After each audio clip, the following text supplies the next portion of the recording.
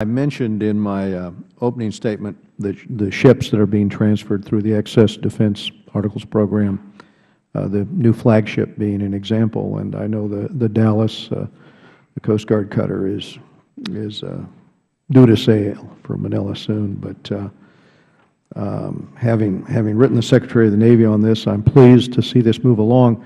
I understand there's some interest in the Philippines also on F-16s, refurbished F-16s. Mr. Campbell, Dr. Campbell, would you like to comment on that potential? Or should I turn that to Dr. Lavoy? Okay. Go ahead.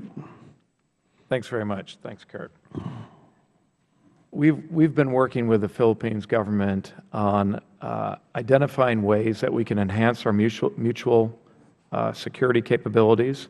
And that, of course, entails working with the Philippines to help it modernize its armed forces and reorient to external security requirements. Sir, you mentioned the transfer of the high-endurance cutter, the Hamilton, to the Philippines, which took place August last year. I think that was a very significant accomplishment.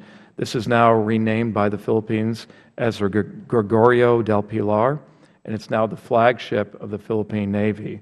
And I'm happy to note that it just completed its first patrol in the vicinity of the Spratly Islands just 2 days ago on the 6th of February. You also indicated that there is a likelihood of transferring additional military equipment to the Philippines, including an additional cutter, the cutter Dallas. This is pending Congress approval and consent.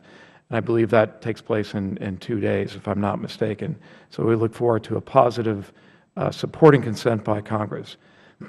Excuse me. On the issue of F-16s, right now we're considering a range of military capabilities that the Philippines have requested, but I want to emphasize that affordability and sustainment are critical criteria in our evaluation of these additional supplies. Thank you. Thank you, Dr. Lavoy. Dr. Campbell.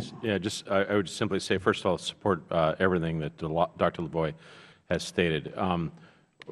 We have previous experience of working with the Philippine military. At times in the past, I think we've built capabilities that were hard to sustain, that were inefficient. One of our goals is to make sure that we take the appropriate steps with them, building the kind of capabilities that will support not only independent Philippine capabilities, but will allow for greater interoperability and engagement with the United States. And in that respect, Dr. Lavoy and his excellent team has led a very intensive effort with the Philippines to identify what are the best ways that we can spend, frankly, scarce resources. I should also say that to support that as well is a discussion that we're having about how the United States can work more effectively with the Philippine Armed Forces to support our mutual goals and missions, not just in Mindanao, as you've discussed, but as Peter indicated, more in the maritime realm as well. I will say that the Philippine government has asked us to look carefully at a variety of things. For instance, they've suggested that, look, the ships that you've provided us, you've stripped a lot of the gear out of it. Is it possible to see what can be done to transfer that to the Philippine government? I think a very reasonable request. And so under Peter's leadership, we're looking to see what we can do to support in an effective, cost-efficient way supporting Philippine capacities in this regard. Dr. Campbell, another question I was going to ask you. When I talk to those involved in the Filipino-American community here about doing business in the Philippines, they say that one of the impediments is the necessity for reform there.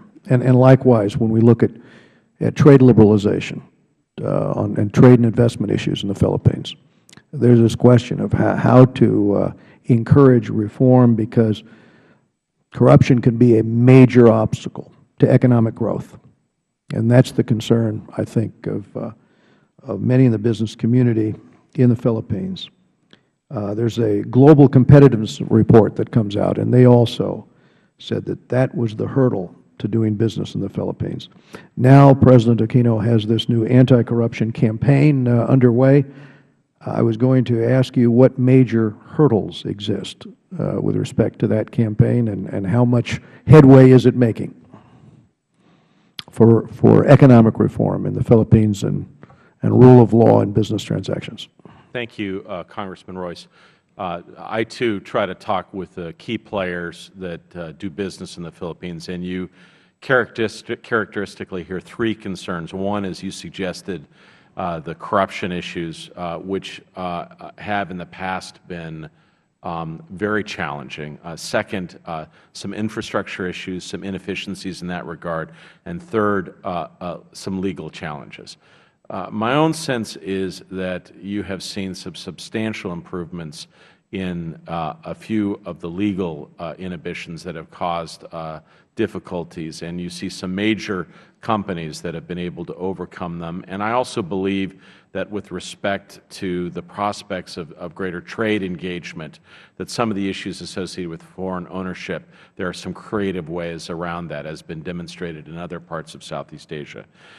Inefficiencies have also improved. Generally, the infrastructure is improving in a number of places in the Philippines, and I think that really leaves some of the corruption issues.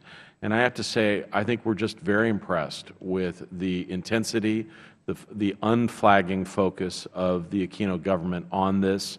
And this is not simply one of those circumstances where it's, hey, don't watch what I'm doing, listen to what I'm saying. The senior officials in the government are practicing what they preach. I think they have taken the bull by the horns with respect to corruption in the Philippines. And I listened very clearly, as I think it's all right to repeat this. President Aquino made clear that his legacy, what he wants to leave when he leaves office, is a track record and an experience that it's impossible to turn back on. That a new way of doing business, a clean government ethos, remains as the critical gift that he and his administration bestow to his nation. And anything we can do to support that, we will. Philippines, Congressman, I will say they are growing. They're not growing as fast as some Southeast Asian countries, but we really, frankly, with the right steps, we could see enormous possibilities there in the years to come. Well, we know that conditionality exists in these TPP-like trade agreements. We know that those reforms will have to be made. I think the Partnership for Growth Initiative intends to play a role here in terms of our engagement with the Philippines in order to try to ensure that those reforms that you've articulated go through.